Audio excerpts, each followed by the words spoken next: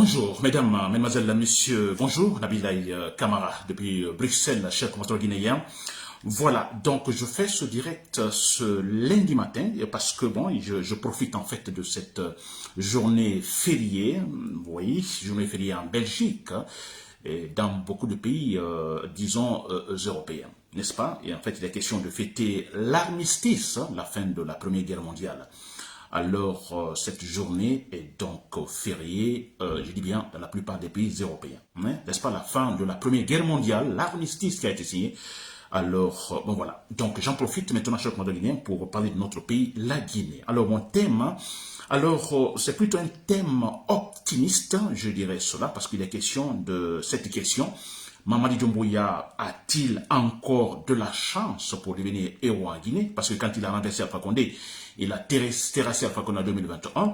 On a tous crié, moi principalement, j'ai dit, ah, finalement, on va avoir un héros guinéen, n'est-ce pas? Héros guinéen, donc sur tous les plans depuis notre indépendance. C'est-à-dire, voilà, on avait pensé cet homme qui viendrait effectivement pour, en fait, donner, effectivement, disons, je dirais, une véritable, vous comprenez, je dirais, compréhension à notre processus de démocratisation. Je dis bien compréhension, parce que depuis toujours, on ne comprend rien. Alors, voilà, on a mis que Mamadi Doumbouya donc serait l'homme qui mettrait l'accent sur ce point concernant notre processus de démocratisation. N'est-ce pas, cher compatriote guinéen? Alors, je dis bien le pessimisme, non, mais je parle plutôt de l'optimisme. Très bien. Alors, mon thème, Mamadi Doumbouya a-t-il encore la chance pour devenir héros en Guinée? N'est-ce pas? Et si bien qu'on avait dit au départ oui, à un moment donné, quelques temps après, jusque maintenant, on est convaincu que non, il ne sera plus jamais. N'est-ce pas? Parce que là, voilà, il est tombé totalement dans le piège, dans les erreurs, les grosses, les bévues et tout ça, cher compatriote guinéen. Très bien.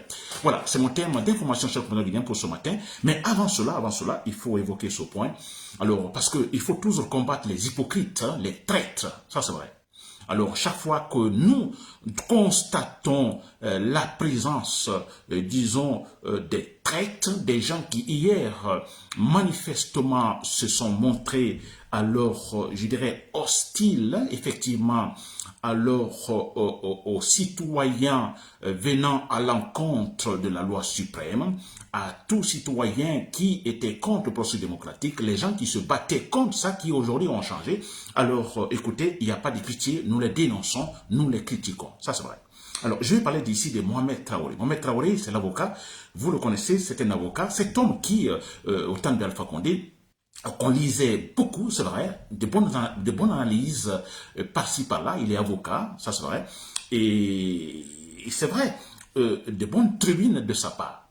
Vous comprenez, Mohamed Traoré, actuellement, il est membre du Conseil national de la transition. Alors, je dis bien membre du Conseil national de la transition, mais c'est qu'il n'y a pas très longtemps, je le disais, je ne comprends plus son attitude. Comparant ce que cet homme disait, il a dit, quand j'arrive à lire ces tribunes, n'est-ce pas, je dirais, rationnel. C'est-à-dire, il fait des raisonnements extraordinairement bien. Je crois que c'est à partir de là, nous sommes connus d'ailleurs. N'est-ce pas, très rationnel. Alors, quand nous essayons de faire cette comparaison, cette tribune rationnelle, n'est-ce pas, son sens de critique, le bon sens qu'il a. Et aujourd'hui, cet homme est assis là-bas au CNT, Conseil national de transition, avec Dansa Kourouma, et aujourd'hui, alors nous apprenons qu'il fait partie des délégations qui sillonnent actuellement l'intérêt du pays et pour la propagande concernant l'acceptation, je dirais, forcée de leur constitution. Mohamed Traoré fait partie. Alors, si ce n'est pas vrai, qu'on m'envoie des preuves, mais j'ai quand même des photos, il fait partie de ces délégations qui sont actuellement à l'intérieur du pays, donc cherchant à divulguer cet élément propagandiste concernant la constitution disons, de Mamadi Doumbouya. Alors, nous comparons donc ces deux cas. Vous comprenez Mohamed Traoré avec ses tribunes rationnelles. Mohamed Traoré qui maintenant participe à la divulgation également des maçons, des faussetés du Conseil national de transition. Mais écoutez, c'est un hypocrite. Un hypocrite à 100%. On a des gens qui parlent bien, qui donnent de belles paroles, pensant qu'ils sont des gens honnêtes, sérieux. Mais non, Mohamed Traoré est un hypocrite à 100%. Mais c'est vrai, parce que moi je me dis, qu'est-ce qui l'empêche effectivement, si effectivement c'est vrai ce qu'il disait, si tout ce qu'il disait, toutes ces tribunes, c'était donc toutes ces idées venant de lui étaient dans le sens, je dirais, étaient du bon sens, n'est-ce pas? Mohamed Traoré devait pas siéger dans le Conseil national de transition. Peut-être au départ qu'il ne savait pas encore beaucoup de choses concernant les manipulations du Conseil national de transition, qui est un élément de propagande pour Mamadi Doumbouya. Peut-être au départ, il ne savait pas. Maintenant, il est là, il le sait. Il sait maintenant l'objectif de Mamadi Doumbouya. Il sait l'objectif de la politique de Mamadi Doumbouya. N'est-ce pas? C'est tout simplement, en fait, terrasser notre processus de démocratisation. Interrompre catégoriquement notre processus de démocratisation. Mohamed Traoré sait cela, mais il siège encore là. N'est-ce pas? Il siège et il participe maintenant activement, disons, à la propagande. Ça, c'est clair. Alors qu'on dise que non, comme l'autre fois, je l'avais critiqué, certains m'ont dit, mais Nabilaï Kamara, c'est une autre manière, effectivement, disons, de combattre le dictateur, de combattre le pouvoir de Mamadi Doumbouya, c'est-à-dire être dedans, essayer de les comprendre, essayer de gagner leur confiance, et ensuite, bon, il ne sait pas, exploser. Mais ce n'est pas vrai. Il participe maintenant activement à la propagation, effectivement, des mensonges du pouvoir de la transition. C'est un hypocrite. C'est inacceptable. C'est honteux. Mohamed Traoré, si vous m'écoutez, sûrement vous allez écouter donc ce message que je vous envoie, vous êtes hypocrite. Si vous ne l'êtes pas, alors démontrez par A plus B en démissionnant. Parce que si vous restez là, écoutez, moi je ne vois aucune différence entre vous et Dansa Kourouma, entre vous et tous ceux qui actuellement participent, disons, à cette campagne de propagande pour Mamadi Doumbouya. Ça c'est clair. Très bien, chers Guinéens. C'était entre parenthèses Mohamed Traoré, cet avocat que nous connaissons, qui est membre du Conseil national de transition, cet homme que nous avons connu à travers ces bonnes tribunes arrachées, chers Guinéens, qui est tout simplement un hypocrite. Très bien. Alors, pour le thème proprement dit aujourd'hui, chers compatriotes guinéens, alors je dis bien, Mamadi Doumbouya a-t-il encore de la chance pour être héros? Oui, il faut poser la question. Disons, la date, l'échéance n'est pas encore arrivée. L'échéance pour la fin de la transition, c'est bien sûr dans un mois, en fait, fin décembre, n'est-ce pas? Alors, on ne peut pas, bien sûr, nous avons notre forme de combat, c'est-à-dire il faut combattre, il faut critiquer, alors poussant le pouvoir, effectivement, alertant le pouvoir, effectivement, à comprendre que, voilà, il ne fait pas bien des choses, donc il est temps de rectifier. Donc, nous, depuis dès le départ, nous critiquons ainsi. Mais écoutez, l'échéance n'est pas encore arrivée, c'est fin décembre. Et d'ici fin décembre, donc plus d'un mois, Mamadi Doumbouya peut, bien sûr, être montré une certaine différence. Différence par rapport au régime de Sékou Touré, différence par rapport à Sékou Touré, différence par rapport à Lansana Conté, par rapport à Dadis Camara, Sekouba Konaté, Alpha Condé. Ça veut dire être différent. N'est-ce pas? J'appelle ça être différent.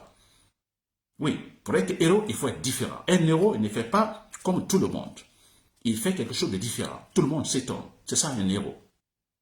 N'est-ce pas? Mamadi Doumbouya sera-t-il capable d'ici fin décembre, disons, de faire des choses différentes? Voilà ce que je suis en train de dire dans ce direction contournière. Très bien. Alors, voilà, Mamadi Doumbouya, j'ai dit tout simplement que, alors, c'est vrai que c'est difficile, hein, c'est maintenant difficile pour lui, sachant comment il est entouré, sachant, disons, je dirais, son comportement psychologique, je dirais, disons, la culture qu'il a, n'est-ce pas, disons, totalement dépréciée, c'est vrai. Alors, peut-être on dira il sera très difficile pour cet homme, effectivement, de changer la donne, d'être différent aujourd'hui, différent de Alpha Condé, différent de Sékou Touré, différent de Dadis et de Sekouba Konaté. N'est-ce pas? Mais c'est pourquoi je donne ce direct, dire à Mamadi Doumbouya que non, il y a toujours une possibilité, n'est-ce pas? L'échéance n'est pas encore arrivée, il y a toujours une possibilité de surprendre les Guinéens. Il n'est jamais trop tard, si l'on veut bien faire, comme on le dit. N'est-ce pas, Mamadi Doumbouya? Moi, je suis contre vous à 100%. Vous êtes un ennemi. N'est-ce pas? Vous êtes mon ennemi du moment que vous avez commencé à tuer les citoyens. Quand vous avez dit que désormais personne ne mourra pour la politique et finalement, après, vous avez continué à tuer, depuis là, moi, je vous déteste, je vous hais. Ça, c'est clair et net. Mais n'empêche que moi, cette fois-ci, en tant que, vous comprenez, suivant, je vais dire, ma profession, pour avoir effectivement, concernant, je vais mettre l'accent sur ma formation académique en philosophie, alors, donc, je reste objectif. Sinon, moi, personnellement, si je reste dans le cadre purement subjectif, je vous hais, je vous déteste, je ne peux pas vous donner des conseils. Mais écoutez, en tenant compte de ma formation académique, là, je reste objectif et je vous conseille. Je vous propose des idées. N'est-ce pas, Mamadi Doumbouya? Très bien. Alors, je dis bien, rien n'est tard quand on veut bien faire, cher Guinéen. Alors, c'est simple. Mamadi Doumbouya, écoutez, il y a actuellement la campagne qui est en cours pour sa candidature. On tente, on le pousse. Vous comprenez, effectivement, avec des argumentations qui ne tiennent pas, des irrationalités qui ne tiennent pas, pour que Mamadi Doumbouya, effectivement, soit candidat. N'est-ce pas? Alors, tout le monde dit, on s'attend que lui-même, qu'il fasse une déclaration en disant « je serai candidat » ou « il ne sera pas candidat ». Il ne le fera pas. Il ne le fera pas. Il ne le fera pas. N'est-ce pas? Là, on a connu toujours les cas pareils. Il ne dira jamais « bon, écoutez, je serai maintenant candidat ». Il ne le dira jamais. N'est-ce pas? Alors, ce qui, pourtant, au contraire, ce qu'ils sont en train de faire, effectivement, c'est essayer, tant bien que mal, ils ne l'auront pas, c'est-à-dire chercher à donner une popularité à Mamadi Doumbouya. Il ne peut pas être populaire. Ça, c'est clair, tenant compte des actes sur le terrain, depuis qu'il est arrivé au pouvoir. Ça, c'est fini. Maintenant, ils vont se battre parce que c'est l'État. L'État est puissant. L'État avec tous ses appareils. L'État avec l'argent qu'il a, la Banque nationale, vous comprenez, tout cet argent pour essayer d'acheter des consciences, n'est-ce pas? Même pas pour acheter effectivement les consciences, mais tromper l'apparence en disant, bon, écoutez, parce qu'ils ont la force physique, hein, il y a les armes, il y a les militaires et tout ça. Alors, dit finalement, écoutez, ils ont aussi le canal de communication, la RTG, alors facilement, ils ont l'accès également aux chaînes internationales, alors donc facilement écoutés par les chaînes internationales. Vous comprenez? Donc, ils peuvent tout simplement dire, bon, écoutez, vous voyez, en Guinée, tout le monde est d'accord que, bon, je peux effectivement être candidat. N'est-ce pas? Apparemment. C'est cela. Alors, mais moi, je dis à Mamadi Doumbouya, avec ça, en vous comportant ainsi, vous ne serez jamais héros en Guinée. N'est-ce pas? Vous ne serez jamais héros, c'est-à-dire que vous serez toujours, vous aussi, sur la liste noire de tous ces présidents qui ont manqué de respect à la Guinée, de Sékou Touré à Alpha Condé. N'est-ce pas? Si vous ne cherchez pas à être différent, sur cette liste noire, tous ces présidents, qui n'ont pas réussi, effectivement, le seul point importantissime, disons, je dirais, du comportement, c'est-à-dire respecter leur engagement. Quand un président ne respecte pas sa parole, ne respecte pas son engagement, viole la loi, lui qui doit être le premier, donc, disons, la première personnalité à donner l'exemple en respectant scrupuleusement la loi, parce que d'ailleurs, avant de prendre fonction, il y a cette séance, vous comprenez, où il est question de prêter serment, où le président met sa main sur le Coran, la Bible, et jure de respecter scrupuleusement la loi. Ils sont les premiers à violer cela. N'est-ce pas? Ils sont tous sur la liste noire. Si la Guinée ne va pas, ce sont eux. N'est-ce pas? Et nous, depuis lors, nous crions, nous nous battons pour que nous puissions avoir un président différent. Un président différent. Quand Dadis est arrivé, j'ai dit, oh, finalement, peut-être que ce sera lui le président différent, malheureusement. N'est-ce pas? Et Alpha Condé, non, on n'a pas été surpris, Alpha Condé, alors il n'a jamais été. Mamadi Doumbouya, on s'est dit, bon, écoutez, peut-être qu'il sera le président différent. Mais depuis quelques temps, depuis quelques années déjà, non, le pessimisme plane là-dessus, non, il ne sera pas. Mais s'il vous plaît, Mamadi Doumbouya, vous êtes le président de la transition. Et nous savons tous, si je prends en fait la structure politique guinéenne que nous, en fait, exerçons depuis notre indépendance, c'est-à-dire un peu sur l'exemple de la France, n'est-ce pas? Alors, le président de la République, cette institution, elle est forte. L'institution, disons, le pouvoir exécutif très fort, alors souvent considéré comme d'ailleurs le président comme le demi-dieu. Alors, Mamadi Doumbouya, vous pouvez, tout simplement, vous ne pouvez pas nous dire, bon, écoutez, non, je ne peux pas prendre une décision, on m'empêche. Non. N'est-ce pas? C'est vous qui pouvez empêcher. Personne ne peut vous empêcher, donc, de prendre des décisions. À moins que vous laissez faire. N'est-ce pas? Sinon, si vous tapez le poing sur la table, tout le monde obéit. Tout ce que vous direz sera respecté. N'est-ce pas? Alors, je parlais de pouvoir exécutif, n'est-ce pas? ou le présidentialisme, hein. Donc vous avez beaucoup de pouvoir, c'est vous qui nommez par décret par-ci là, par-là, vous décidez tel, voilà, ça sera vite réalisé, etc., etc. C'est vous, Mamadi Doumbouya, n'est-ce pas? Et alors on a, maintenant même, on entend, il y a pas mal de propagande qui se passe, il y a telle réalisation par-ci, par-là, on dit que c'est grâce à Mamadi Doumbouya, telle autre par-là, oh, c'est grâce à Mamadi Doumbouya. Vous voyez, Mamadi Doumbouya, tout dépend donc de vous. N'est-ce pas? Alors, vous tapez sur le poing sur la table, vous vous dites, bon, écoutez, c'est fini la récréation. Vous verrez, Mamadi Doumbouya. N'est-ce pas? Moi, je suis en train de vous donner une autre chance, franchement, d'en profiter, en fait. Parce qu'être sur une liste noire, vous comprenez, étant vivant, c'est que Touré était sur la liste noire, mais voilà, il est mort, n'est-ce pas? Donc, voilà, tranquillement, là, on s'en a compté, c'est après sa mort. Mais regardez, les présidents qui sont vivants, Dadis Camara, sur la liste noire, vivant, où est-il? N'est-ce pas? Dans une situation compliquée. Alpha Condé, un ancien président sur la liste noire, où est-il dans une situation compliquée? Il ne peut même pas rentrer en Guinée. Voulez-vous être sur la liste noire étant vivant? Si jamais vous êtes vivant, mais écoutez, un ancien président qui vit donc dans la misère, hors de son pays, c'est ça votre intention? Donc quelque part, je pense que non, vous avez l'intention de vivre en Guinée. Alors pour cela, cherchez à être différent, à être héros en Guinée. N'est-ce pas? Déjouer les pronostics, essayez de surprendre tous ceux qui vous entourent. C'est vous, donc, le président de la transition. N'est-ce pas? Dites que, bon voilà, il y a eu cela, il y a eu cet engagement, vous respectez cet engagement, Mamadi Doumbouya. Respectez vos engagements. Vous voulez être différent, alors vous respectez. Aucun président n'a été différent ainsi, et vous faites-le en respectant également vos engagements. Parce que depuis, ce sont vos à côté qui chantent par-ci, par-là, que vous pouvez être candidat. Que nous contrecarrons actuellement. Mais vous n'avez rien dit encore. N'est-ce pas? Vous n'avez encore rien dit. Donc c'est bien pour vous dans ce cas.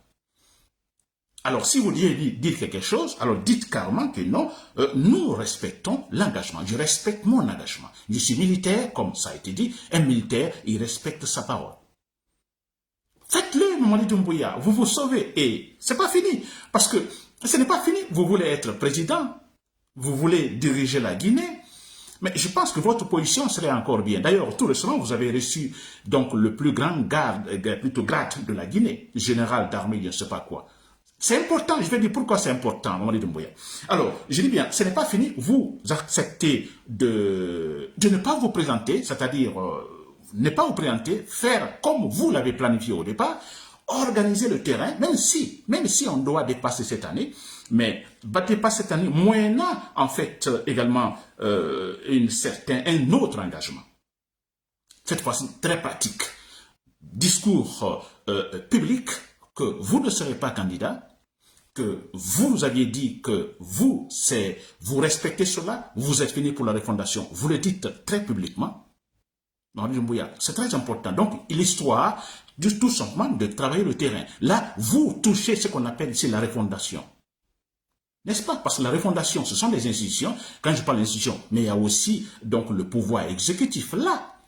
Alors, on a le pouvoir exécutif qui donne l'exemple, qui dit, bon, écoutez, je respecte ma parole. Je respecte effectivement mes engagements. Il y a là élément de refondation. Vous commencez en ce moment.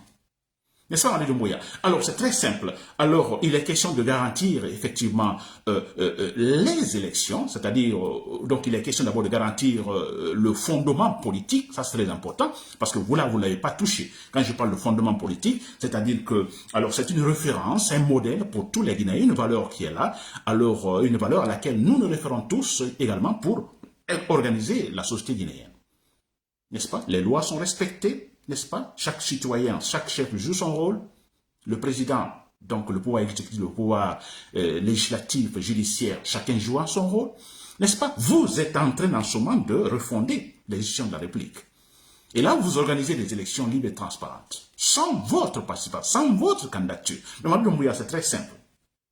N'est-ce pas? Alors, je disais, vous voulez diriger la Guinée après, mais vous le ferez. Mais maintenant, comme vous voulez être différent, pour que nous puissions aussi noter cela, parce que c'est vrai, avec votre arrivée, il y a un élément très différent que la Guinée n'a jamais connu auparavant. Il y a un coup d'état militaire, on a le président qui est là, qui est vivant, vous ne l'avez pas tué. Vous ne l'avez pas mis en prison ici, disons ça, c'est déjà important. N'est-ce pas? C'est différent. On n'a jamais connu des cas comme ça. Il y a eu un coup d'État, mais après le décès, en fait, du président en exercice. Sékou Touré, c'est quand il est décédé. Lansana Conté, c'est quand il est décédé, n'est-ce pas? Et une des premières fois en Guinée, c'est un cas différent. On a Alpha Condé, qui vit encore, mais qui a eu un coup d'État militaire, qui a perdu sa place à travers un coup d'État militaire.